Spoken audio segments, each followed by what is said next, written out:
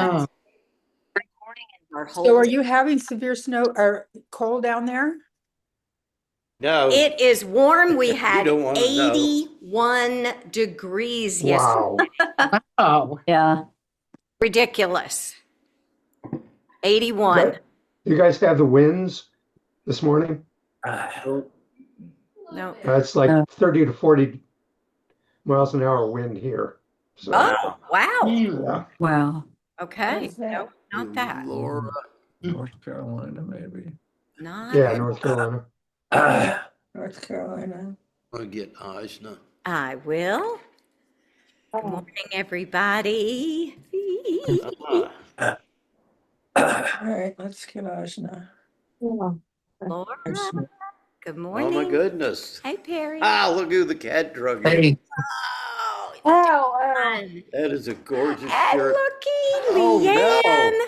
Good, Leanne's good. here too. Good, good, good.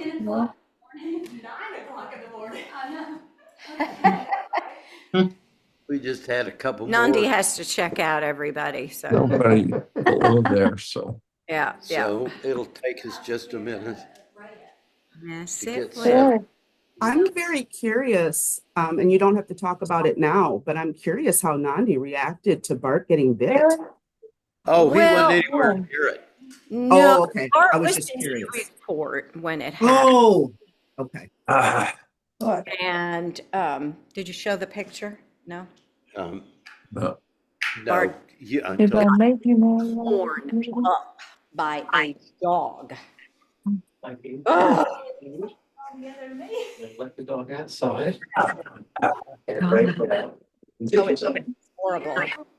In Shreveport, in his backyard. Gosh. yeah, Yeah. it was a pet.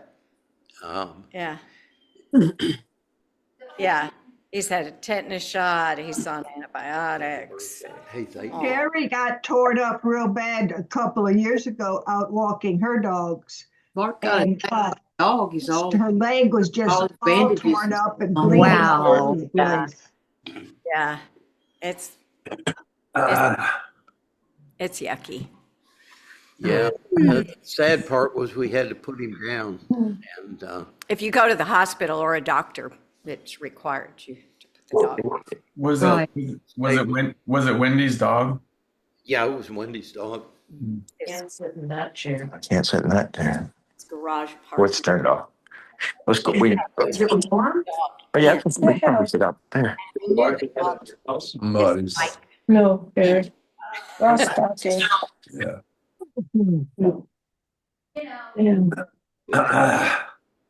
Sit in the sun. Can I take this meeting in the living room? All righty. Bruce, who you got with you? Julie, Hey. Dorothy's in Houston, so I don't know if she's Okay. going to call in or not. Yeah, Okay, yeah. gotcha. Bad lately. So we're going to see you next weekend for Mardi Gras. Yeah. So some other people down below. Go to their And house. there's Woody. They live on the route. Yeah. Yeah. Okay, so let's go ahead and get started. And Hansa's again. I Good know. morning. Did not see you come. Hi, Hansa. Lovely. Okay. Ready? Is Matthew? Yep. Hi, Matthew. I got him already signed up. All right. So you can go ahead and start, Matthew. All right. I will silence everybody. I did. We're recording. We have a few lovelies in the room. Yep, we got Dawn. Morning. And Leanne and Lenita. Woo-hoo. Okay. So I thought I'd start today with Thoreau.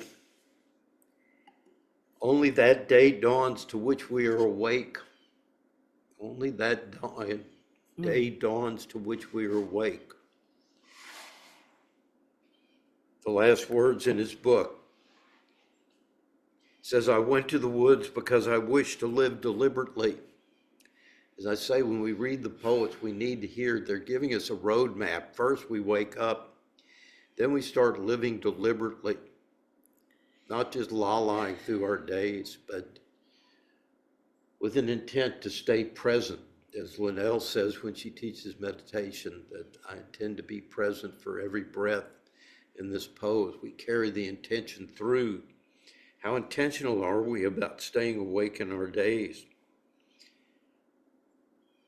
I wanted to front only the essential facts of life and see if I could not learn what it had to teach, and not, when I came to die, to discover that I hadn't lived, which I hear so often with people as they make the transition. They say, I wish I had actually lived. I feel like I wasn't there, I wasn't present.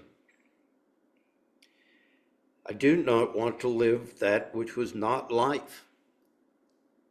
So what is it he's saying? He's saying, I don't want to live in my illusions. I don't want to live in the projection that my brain is creating. And nature, in a very real way, pulls us out of the past, out of the future, into the presence. Nor did I wish to practice resignation unless it was quite necessary. I wanted to live deep and suck out all the marrow of life. I was reading an article today that was talking about why intensity and extreme passion is necessary.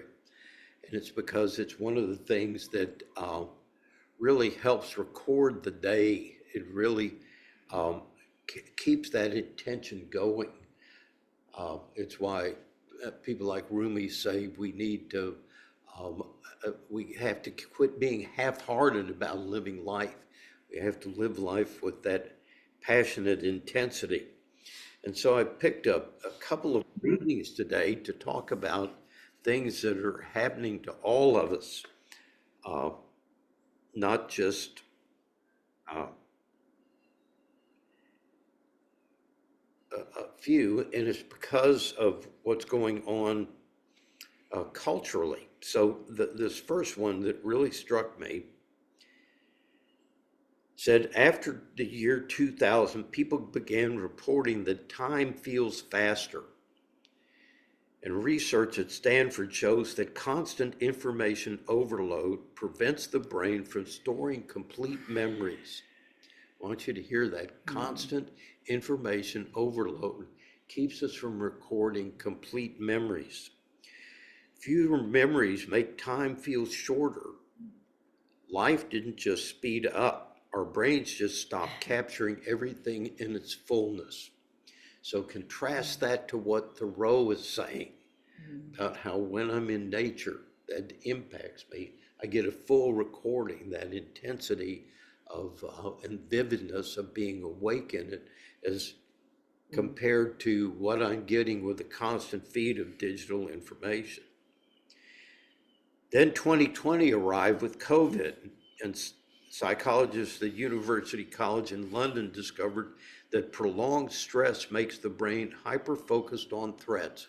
And we've dealt with this before.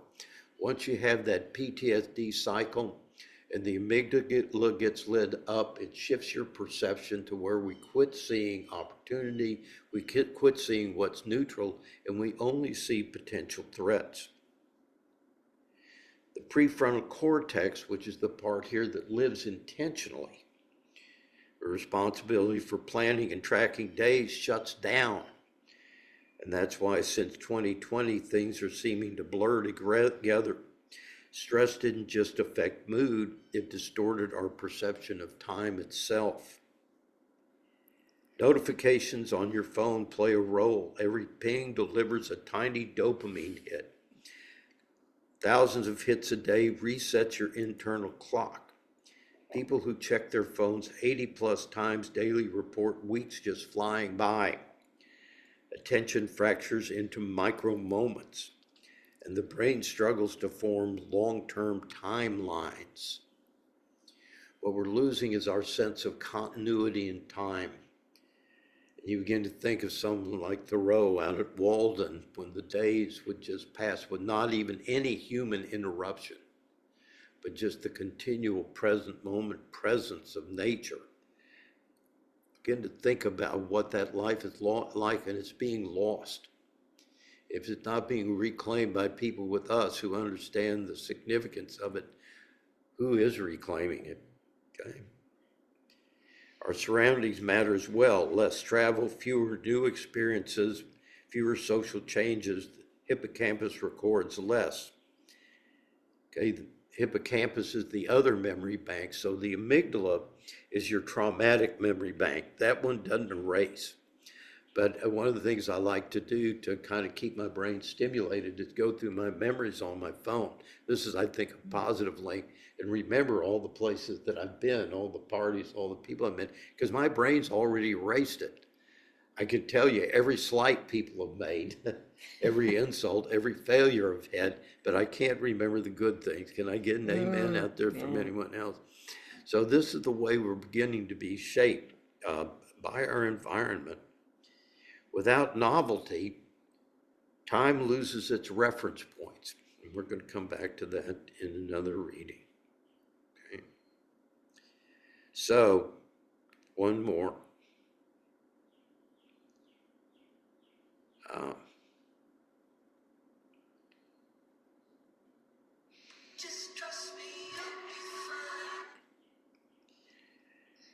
A Nobel laureate, Daniel Kahneman, revealed why you cannot remember 90% of your 30s. And that's because of what they call duration neglect. Ask yourself to vividly recall a specific Tuesday from 3 years ago, and you can't. Your brain is not a video camera, it's a highlight reel. It edits. It biologically refuses to record the length of an experience. It only records the peaks and the ends. Okay, listen to that. So why am I telling you this? Because we take this shit personally, and it's not personal. It's your brain. And we keep calling the brain me, and we keep saying, I'm doing this. No, you're not. We all have a common instrument that's shaping these experiences. And one of the things that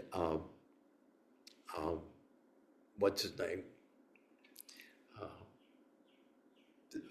Path with Heart, Jack Cornfield.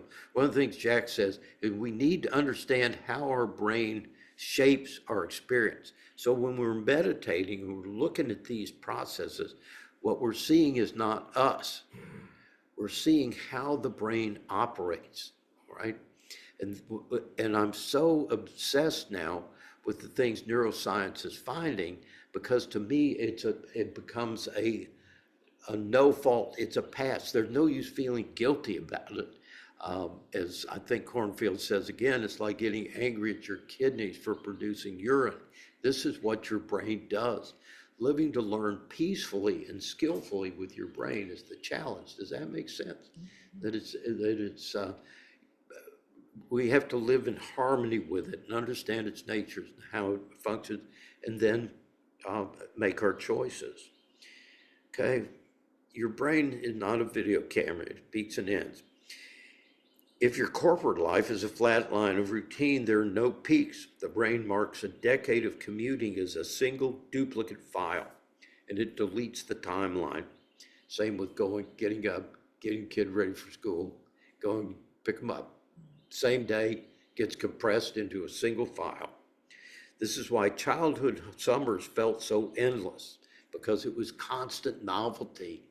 Remember when everything was filled with wonder, and spend hours outside with jars full of lightning bugs and roly-polies and everything you could find out there.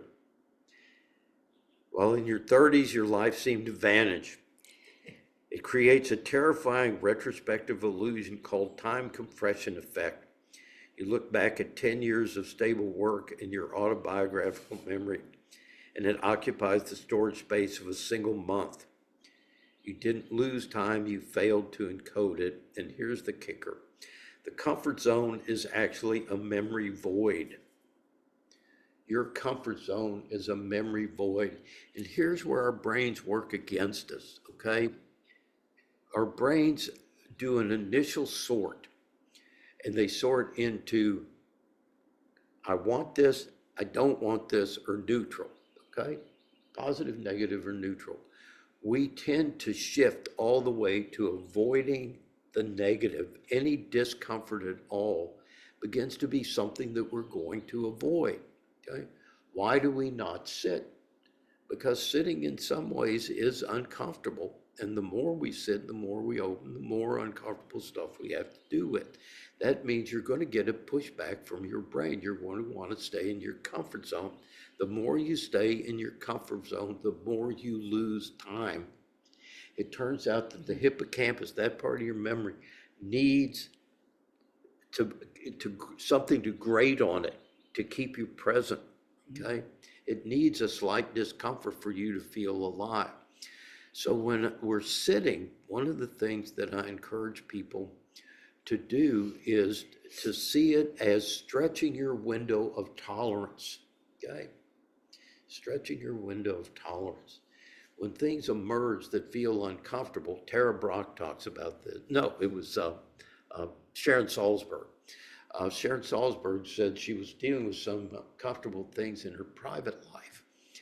And it was really uncomfortable. She was having trouble sitting. And so she went to her guru and said, what should I do? And he surprised her and said, well, take it just a little bit longer than you think you can stand it, and then stop. And she thought that he would say, just stay there, tough it out, buck up. And he did. And the reason why is because if we get too much resistance, then we shut down again. Where's my teaching ball?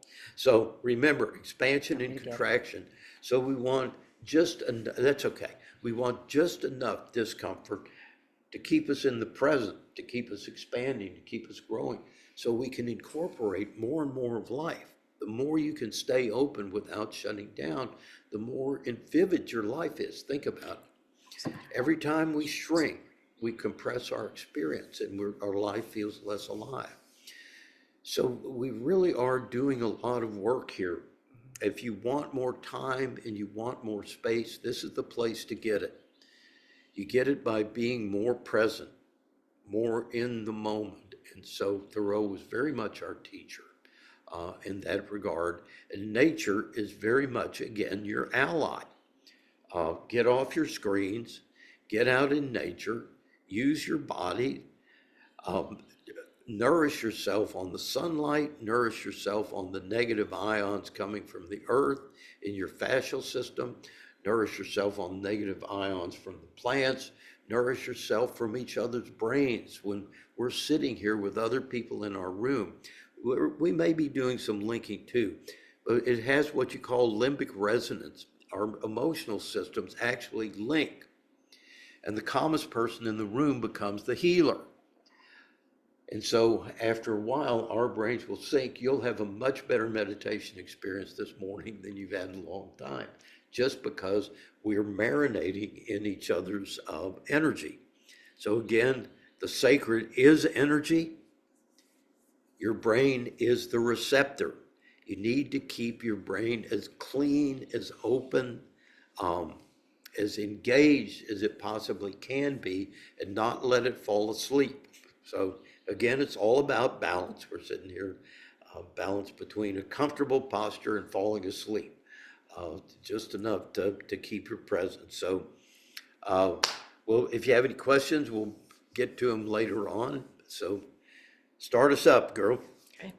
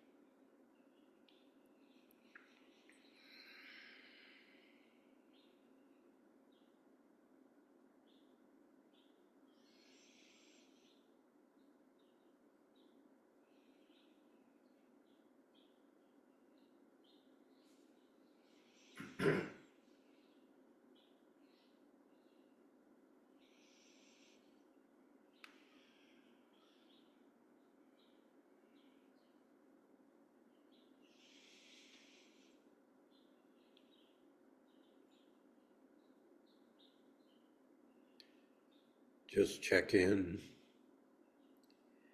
See if you lost your intensity. If you have, without judgment. Bring yourself wholeheartedly into the present.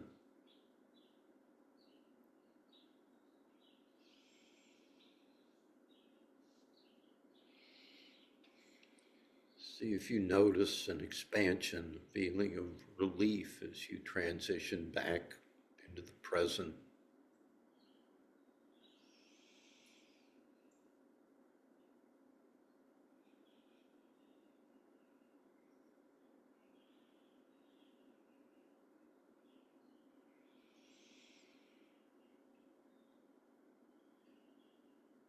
See if you can feel the energy that's lulling you into insensibility.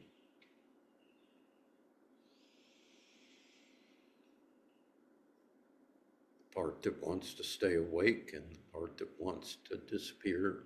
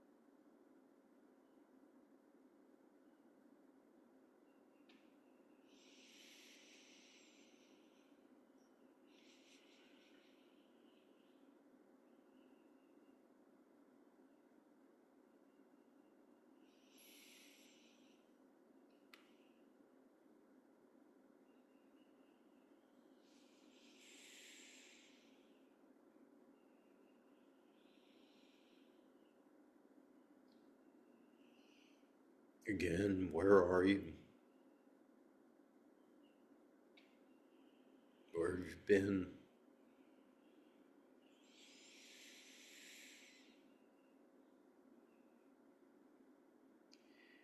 If you're in a lot of discomfort, notice how slowly time is passing. That's a blessing.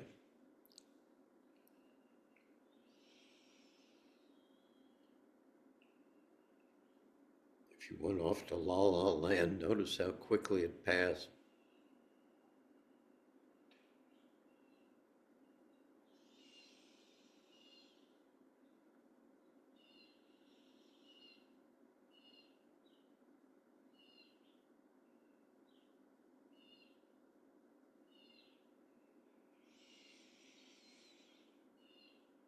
See if you can find the part of you that wants to be alive, wants to live passionately, fully. Let your awareness settle on that part rather than the part seeking comfort and ease.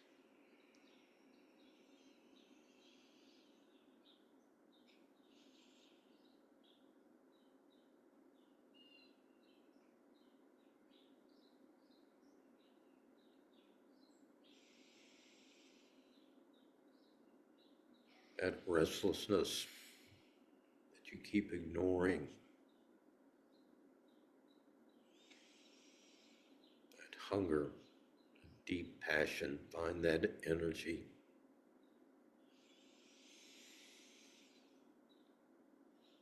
Open to it, soften to it.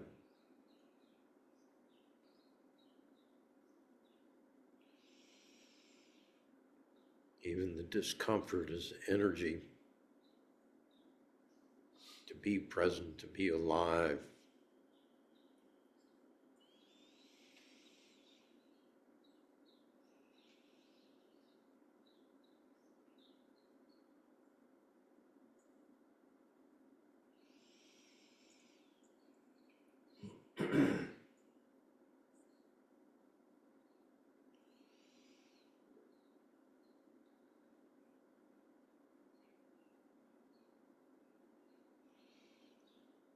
That energy will carry you through the discomfort.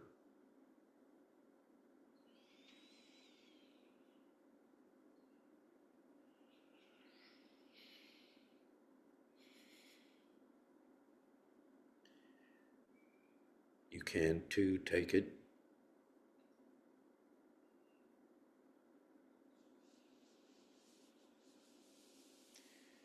It's the resistance that makes it worse, often the resistance, whether it's emotional, whether it's physical,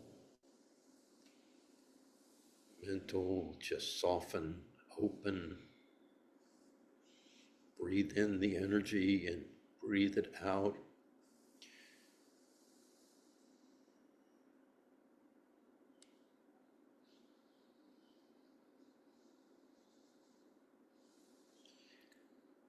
The mind is spacious as the sky, clinging to nothing and resisting nothing. The body soft and receptive, permeable.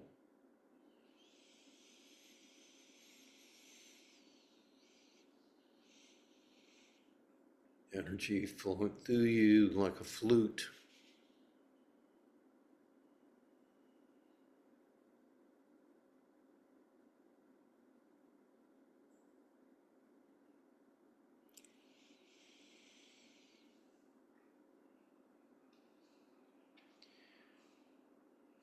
Heart open, giving and receiving, and that deep communion presence.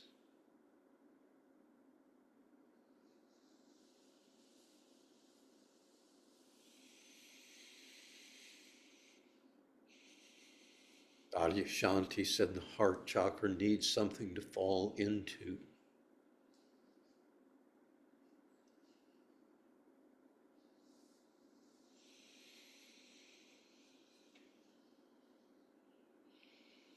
We need that counter presence. It's there.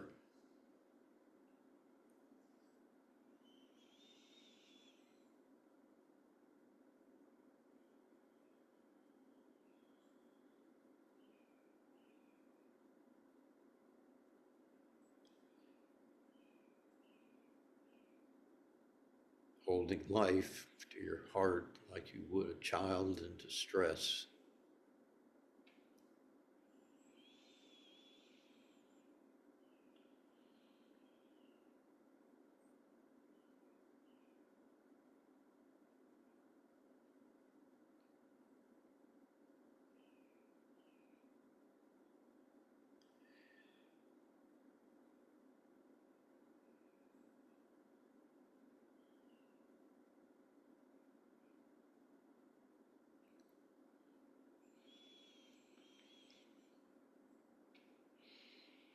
Receiving all the nourishing energies surrounding you, grateful for all you're receiving, and then gratitude is to pour out what you have into the suffering world.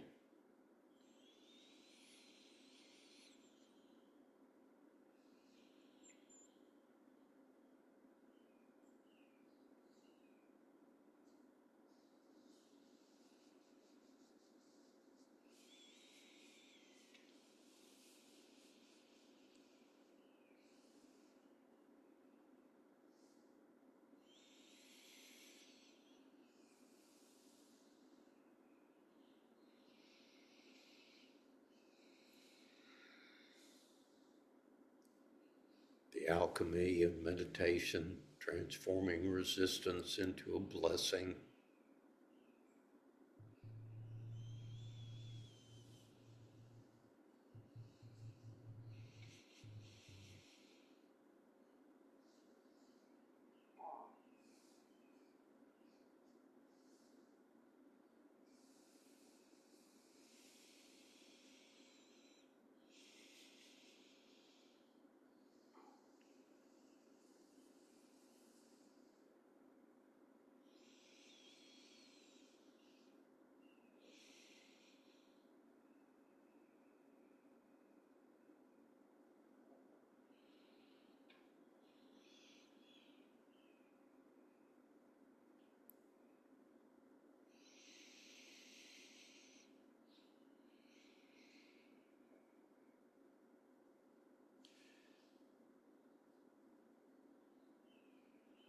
Awareness in the first chakra. I'm grounded. I'm safe. I belong.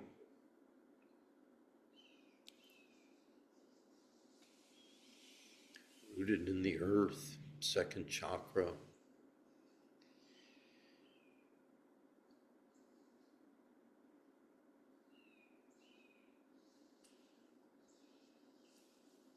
Receiving the energies of life, releasing what doesn't belong.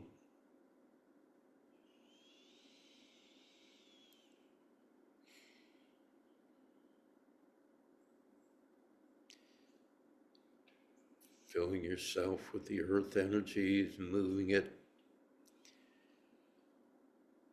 to third chakra. I am worthy just as I am. I deserve to receive these energies with gratitude.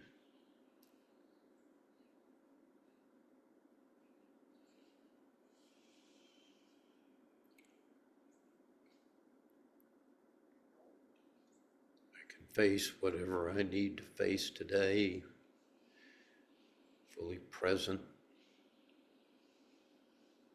awake. Fourth chakra. I fully open my heart. I'm awake. I give everything I receive, expecting nothing in return.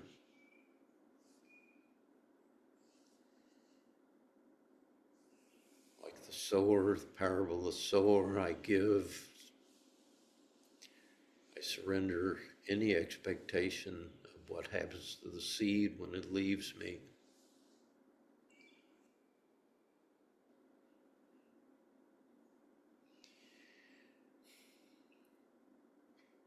Fifth chakra.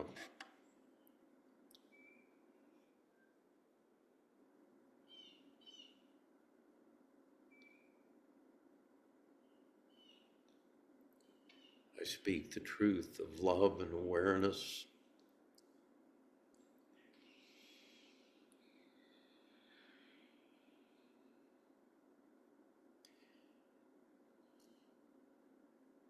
I'm a prophet, speaking not for myself,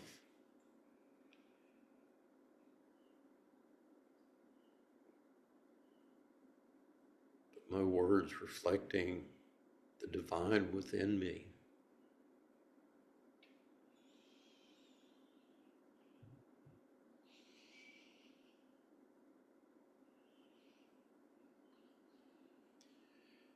Sixth chakra.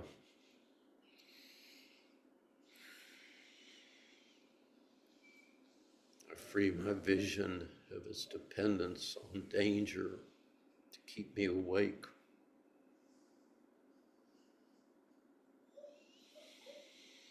I stay attuned to the infinite possibilities unfolding in front of me.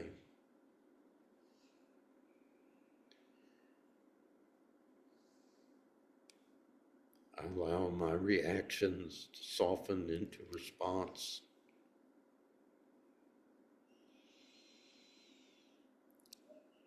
Patiently wait for my way to unfold.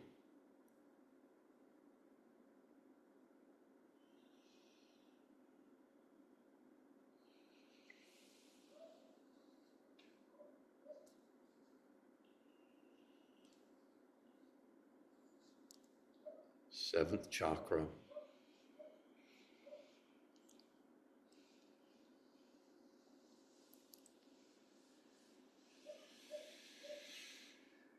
I breathe in the infinite space of awareness.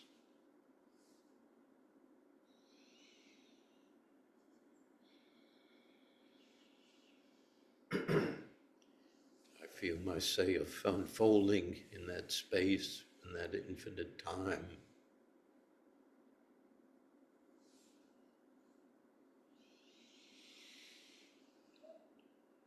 I embody the lightness of being itself.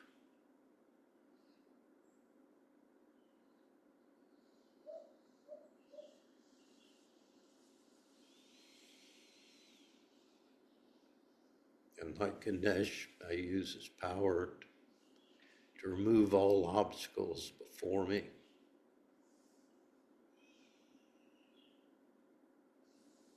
Seeing them as toys to play, to unfold and create.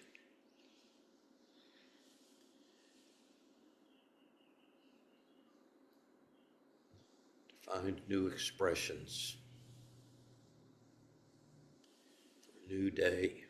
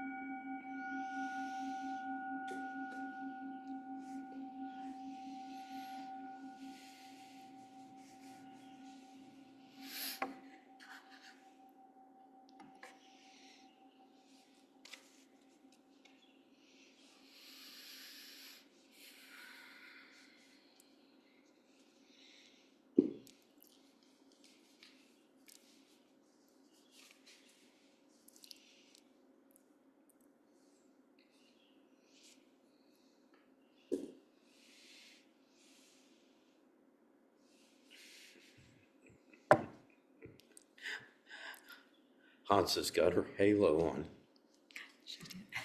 I love it. Yeah. There you go. You're bringing the light, girls.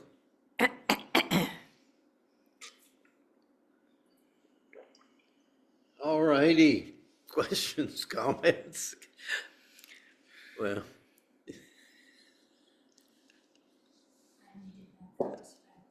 well, thank you. There you go. You gotta hit my silence button, Bart. What was that? I gotta hit my silence button. Yeah, yeah. Yeah. Yeah. It was beautiful, Bart. Thank you for your birthday gift to us. Thank you. You're welcome. No, Yeah. your birthday gift. That's just what it runs through me. Lovely to see y'all. Let's take a look at that screen. I know in the room, I wish it's just everybody radiating. Okay, and who is that? It reminds me, Hey, for as long as I've known Bart, if I were to get overwhelmed or anxious or whatever throughout the day, or we have to hurry, we have to get this done, we have to go here, we have to do that, and his response was always expand time. expand time. Expand time. Just pause. Be in this moment. It happens often when I eat a meal mindfully. So often we put all our effort and time into the preparation of the meal. You've bought the food, you've put it away, you've had a party fixing the food, and then you sit down, and all of a sudden you look at your plate and it's gone, and you think, wow, where'd that go? But when you are fully present, you expand that time. You look at the food, you taste the food, you smell it, you use your chew senses, it but that's all the mindfully, senses. which was, Ken's deal always. And wow, all of a sudden, you've spent as much time then with that meal as you have preparing it. And I Taking that on at the book called Savor. Yep, Savor. we've got it. And right. And, Lynn Rossi, a great book about eating mindfully. But It's a deal. It's no accident that there's so much emphasis on nourishment in spirituality, because when you think about it, it is energy that nourishes us. So man lives not by bread alone. What does that mean? That means we need to look for nourishment. And we're nourished by energy. We're energy beings, but we're energy blind in the West. In the East, they cultivate their internal senses: proprioception, interoception, neuroception, mechanoception, all these different senses that you have. We only use 5 senses. And now neuroscience is encouraging us to look at these other senses. You can sense magnetic fields just like animals do. So the more present that you are, take the time. It's like I prepare nourishing food, but then I'm not there to experience the nourishment. So bringing awareness to the sensations is the key. Sensations are your food. That's where the sacred becomes something perceptible. That's where you're aware of the nourishment. So slowing down is the other key to expanding time. If you feel like you're pushing, you stop, you land in the moment. So I'm glad you said that, because I neglected that part. And they're encouraging us more and more to do that slowing down. And I call them drive-by meditations. It's like, instead of sitting down formally and doing this kind of meditation, anytime you do stop, anytime you make a transition, walk out a door, in somewhere else, that's called a liminal state. And you're going to hear me pushing this for the next couple of months. A liminal state, like I said last week, is when what is water before it becomes steam? What is water before it becomes ice? It's in chaos theory called the liminal state. It's a state of chaos. Your brain goes into a state of chaos every time you shift from one activity to another activity, okay? Every time you move from one room to another. You've got a little period of time where you can actually rewire your brain. So if you take the opportunity for those transitions to become mindful, where's my body? What's my posture? Do I feel my feet on the earth? Whatever it takes to get you in that begins to expand time. Do I want to expand this time? This time. So the other thing it does is it gives you agency, okay? Big word now, agency. What does that mean? That I have some sense of control over what's happening in my life. I have zero control over what's happening in the world. Any of you Al-Anons out there know I am powerless over other people, what they think, feel, and do. I'm powerless over what's going to happen next. I'm powerless over the past. I'm powerless over my initial emotional response. I'm powerless over my initial thought. This ability to be present and to choose, to wholeheartedly choose what I do next with what I just received, that's where we need to focus, okay? And that's what wisdom is. Wisdom is that pause to allow your values to impact, not just mindlessly moving moment to moment, but taking those transition points to recenter, refocus, back. And thank you, yoga. The power of the pause. If I can, this is an image that it was a Christmas card. I've had it for years.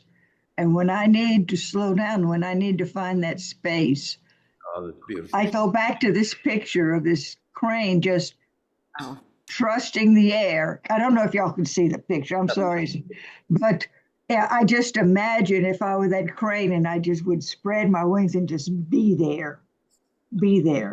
And it's very precious to me, but it has been very helpful. One of my gurus, I guess. So what I love, and again, we, as Frederick Douglass said, we want the ocean without the roar. We want freedom without the struggle. He says, power never did concede anything without a struggle. Never did, never will.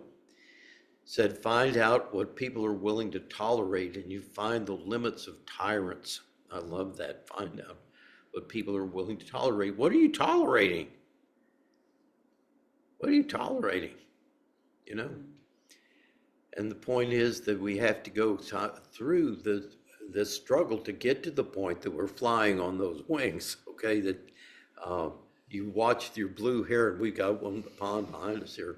And when he takes off, he is anything but graceful. I mean, it is cumbersome, getting that big body and those wings spread, you know, but once he's got it, man, sucker can soar. And so this is where we come to practice that cumbersome liftoff of letting go of the habitual ways our brain has been taught to work and beginning to free the spirit, remembering that we have wings, we can fly. And we're hungry for that, okay? Today, the takeaway is feel that longing, feel that wish to soar. Unitarians have a hymn, how does it go? I can't remember the first line, so I can't get it. It's called a fierce unrest. Oh, a fierce unrest seized at the core of all existing things. It was the eager wish to soar that gave the birds their wing. Seeing we no ordered firmament, cold order regular, we sing the stinging deep discontent that leaps from star to star. That's the energy I want to embody. That stinging discontent, that longing for freedom, that passion. To soar into the spaciousness, to reunite with the spaciousness, to embody that freedom. Yes.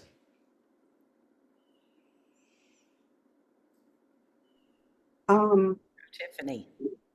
I live in very close proximity to the site of George Floyd's murder, the site of Renee Good's murder, and the site of Alex Preddy's murder. And all of those locations are now set up as memorial sites. Lloyd Square has been that way since 2020. And I drive past all three of them at least a couple of times a week. And I notice that, when I get there, I'm driving down Portland Avenue and, mindlessly, of course, because, and then I smell the smoke from the fire that they've got going, and I smell the sage and the incense. And it brings me right back to the present. You approach that block, all of the traffic slows down. You don't just drive past. Nobody does.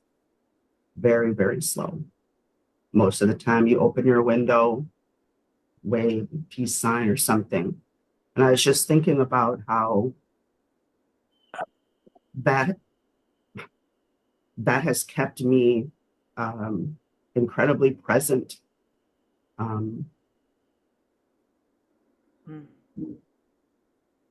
I don't know, I just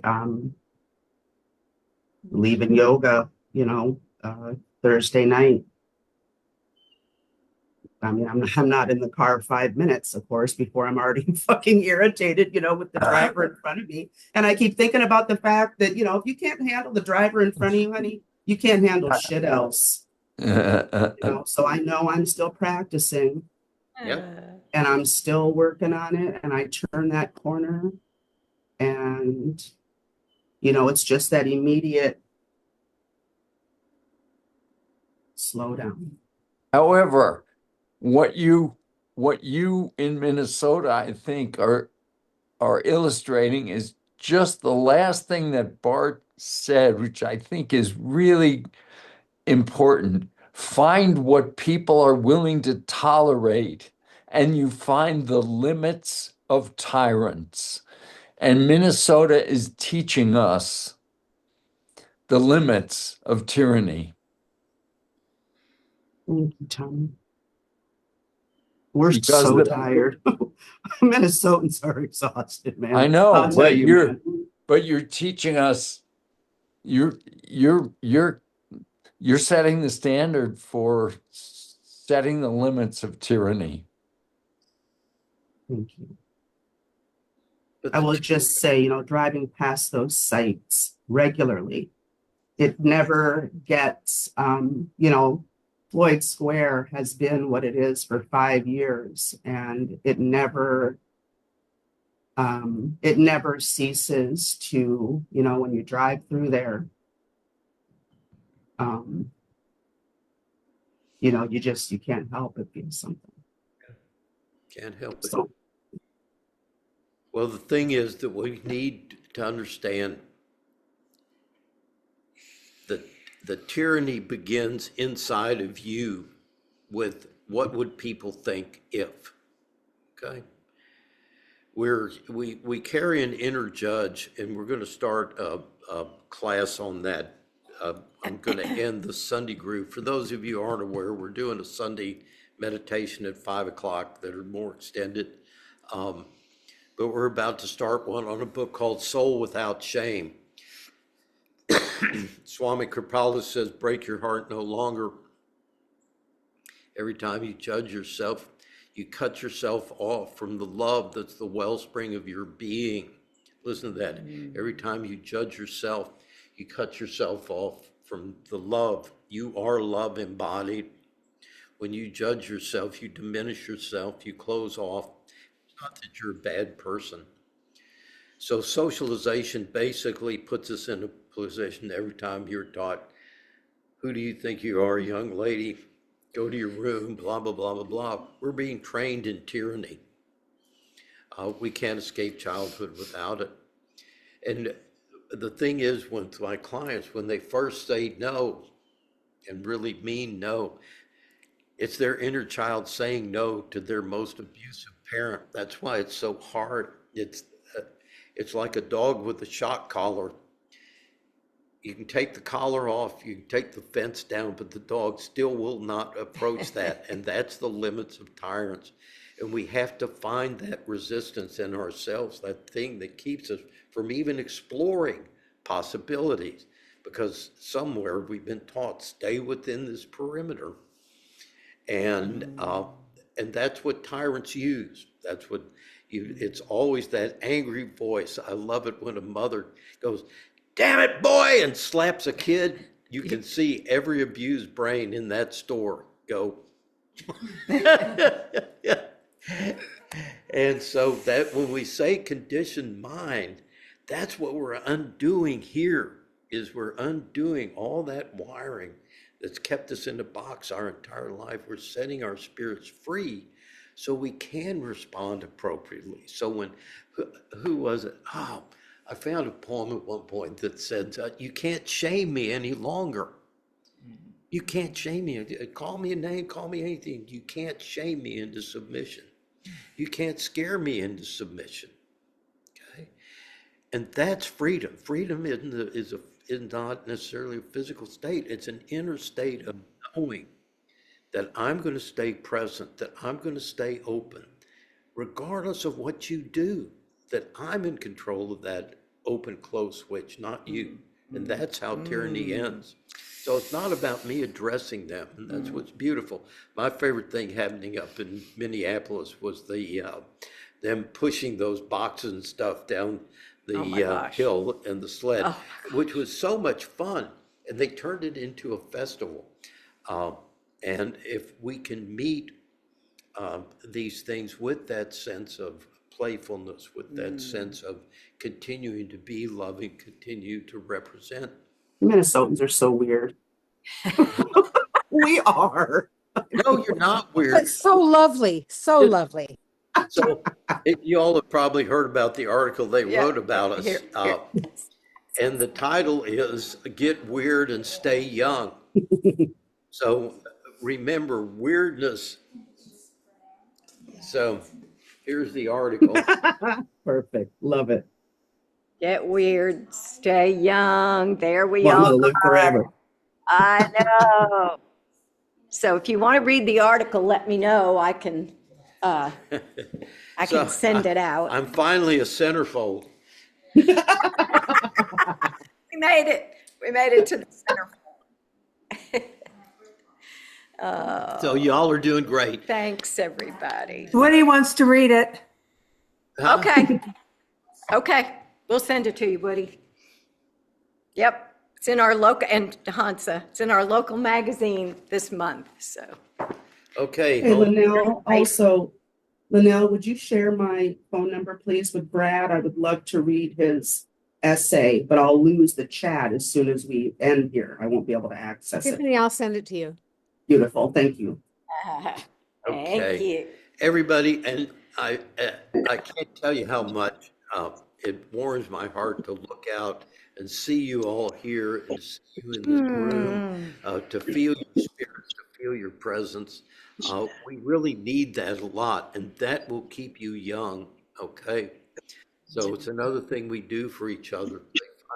The people who have a community, they just study after the blue zone about not just food, but what else do they do? And one of the things, they all had things they were passionate about doing that they kept doing, and they all had a community of like-minded people.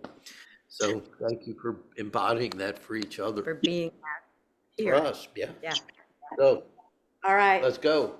Come on, guys. 3 rounds of ohm and. We're ohming. Oh, wow. He can ohm right there. Well, it's his diaphragm would have a little trouble.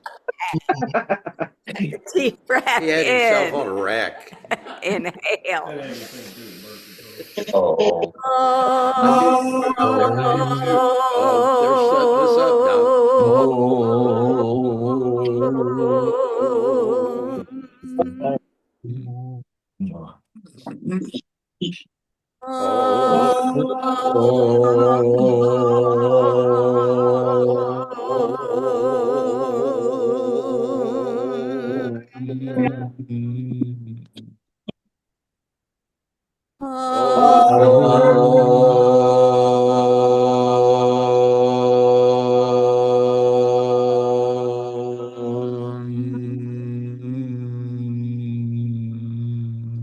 Wow.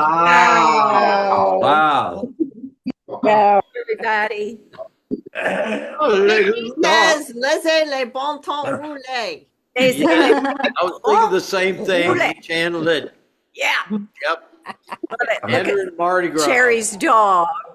Bart, Darling. There's The Weedy. one Bart doesn't like. Yeah. Oh, I love that baby. My baby. Happy birthday, Bart. Look, Thank Brad, You guys. Love you Yeah. all Happy so much. birthday, Bart. The name of the book birthday that we're to going to be. you. Happy Happy birthday Day to to you. you. Happy Happy birthday, birthday, dear dear Bart. Bart. Happy Happy birthday Birthday to to you. you. birthday. Many more. Have a good weekend, y'all. you too. too. Woody, it's soul without shame. So Thank you. You're welcome. I heard you. Bye, everybody. Brad, glad you Thank- made it. Thanks. I woke up late. Thank you. Understandable. You're on Join the the West group. Coast. I It's just okay. buried one of mine yesterday. Love it.